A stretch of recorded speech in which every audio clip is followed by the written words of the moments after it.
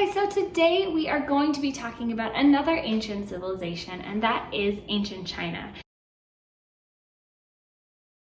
Now, ancient China is one of the oldest and longest lasting civilizations that can be traced back in history thousands and thousands of years. We don't even know how long, though historians have often speculated, but we can start tracking the earliest settlers around 8,000 to 2205 BC, where settlers and farmers built their villages and small farms along two main rivers, the Yellow River and the Yangtze River. At that point, the very first dynasty of China, the Xia dynasty, with Yu the Great, started many years of dynasties. Now, what are dynasties, you might be asking? Well, dynasties is something that you can find throughout Chinese history, and these were powerful and wealthy families often that were the ruling party in China. So there were many dynasties, starting with the Xia dynasty all the way to the Qin dynasty. That was the very last dynasty that ended in 1912. So actually just over 100 years ago was their very last dynasty, but from the Xia dynasty until the Qin dynasty, there were so many in between that brought about so many legacies and inventions and really shaped Chinese history and Chinese culture.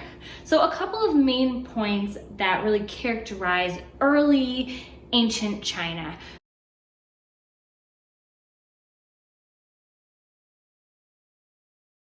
So most people lived in farms, right? So we know that early settlers were creating small villages and farms along the rivers, and that was most people in ancient China. They had peasant farms, and their main crops were millet and rice, and eventually rice became the main staple of the nation, and those really were huge parts of their cuisine and their food, though they did eat meats and vegetables at the same time. For the people who didn't live in farms were the people who lived in cities. So as I said, most people did live in farms, but as cities were growing and evolving, there were quite a bit of people there. And the people who lived in cities were merchants, craftsmen, government officials, scholars, and nobles. So you can see the clear difference between the people who lived in farms and the people who lived in the city.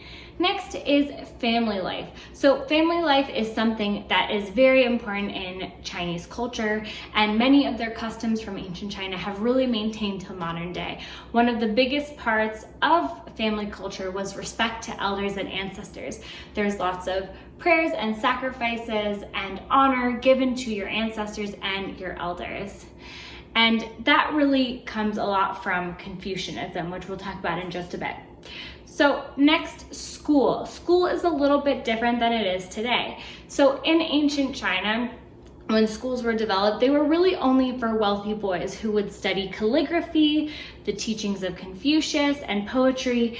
So eventually they would get later jobs as government officials and nobles, which was something that people really wanted, those types of jobs.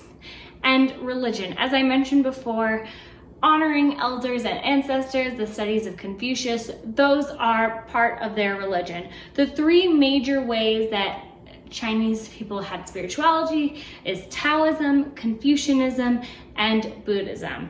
And we're just going to talk about Confucius, since I've said his name a couple times, just very briefly. So he lived from 551 to 479 BC. He was a philosopher and teacher, though he didn't start out that way. In fact, most of his teachings didn't become popular and well spread until after his death. His main teachings that then the young scholars would study and that people still practice and use in China today are things such as treat others kindly, having good manners and respect for others, having a good sense of morals and ethics, the idea that family and elders are very important, respecting ancestors, among many more. And these remain a very important part of modern day schooling, culture, government, and religious practices. And finally, I just want to mention a couple of inventions and legacies that have come from the ancient Chinese civilization and times and that have been developed over time. So we can thank them for paper, matches, porcelain, silk, gunpowder, fireworks, kites, jump ropes, tangrams, dominoes, decimals, and a variety of musical instruments. I'm gonna put up some questions to see if you paid attention. Thank you for watching.